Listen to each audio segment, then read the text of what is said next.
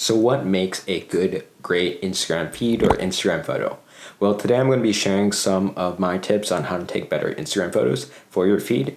And yeah, so let's get right into it. So the first one is plan it out. So plan out your Instagram feed. That means finding similar accounts that do what you already want to do, whether that be cooking, traveling, or fitness, or the likes of that, and see what kind of objects they use, what kind of props they use, where they are, their location. And we'll go further into this, but just get a general idea of what you are trying to build your feed on. And I would recommend using about like 9 squares to do each. If you want to start at one theme, then use 9 photos and then start at another so that it looks kind of consistent, or use a multiple of 3 so it's just a row. That's what I've done in the past, and it actually looks pretty decent on my feed.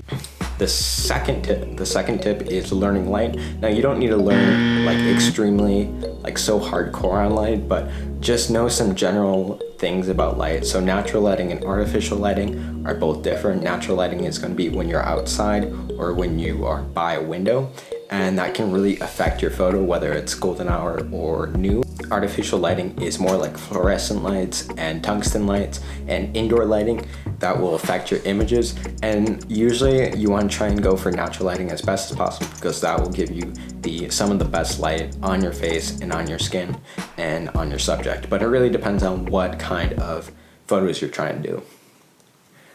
The third tip is using the rule of thirds and compositing for your images. So compositing is basically how your image is set up, and the rule of thirds is one way to set that up. It's just a general rule, so you can of course break it, and it's basically just how you set up your foreground, your middle ground, and your background. And if you want to learn more about that, go check out more videos on my channel, but that's another tip.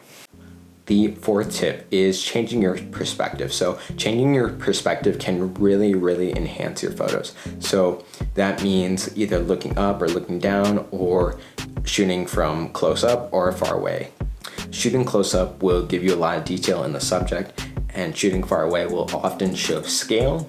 And same thing with shooting up and shooting down. Shooting up, you're usually looking at maybe like a building or a person, and that will elongate the legs and just give a different vibe to your photos than shooting straight on. And I usually don't like shooting straight on unless it's for like a portrait or something that it needs to be like a plane, like straight up and down. The fifth tip is try different editing apps. So different editing apps are gonna make or break your desire to edit photos. Editing photos is pretty big if you want to change the lighting or whatever, but oftentimes people get confused on editing apps and how to edit. But sometimes the main issue there is that you're not using the right editing software. And editing software is different. You know, there's different, all editing softwares are different. So really find the one that you like, and generally the lighting settings are going to be the same. You just want something with exposure, contrast, shadows, midtones, things like that. And I'll probably make a future video on that, but just try different editing apps like VSCO, Snapseed, Lightroom, or Photoshop. Whether you're on a phone or a desktop, you can try that. The sixth one is finding a location. Finding a location is a little bit difficult because you don't know really where to start. And I've definitely been to places where it's like, I don't know where locations are, but the best thing to do right away is go on Google, search best places, best photo locations in blank area, and you'll probably find some great results. Otherwise, if you want to get more creative with your thinking, go to Instagram and go to the location tab and go searching for locations in that area and where people have already taken photos. And another handy tip is using Google My Maps. Google My Maps allows you to save locations at a particular location or multiple locations, and you can grab that on your phone while you're out, and you can see which places you marked down are nearby. Taking action shots, it's super important. You know, you get your jumping shots, you get your running shots, and those are really awesome photos. I often like the puddle splashes ones. Those do pretty good on my page. but people like to see action. It's a little bit different, and it's shooting very fast, shooting at a higher burst rate on your iPhone or your DSLR, but those are one way that you can enhance your Instagram.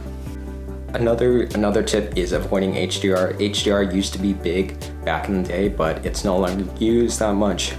HDR is basically where you take multiple images and put them together. This often creates a very contrasty image with a lot of artifacts in it, color artifacts and distortions that you don't really want in your images for your feed to look clean.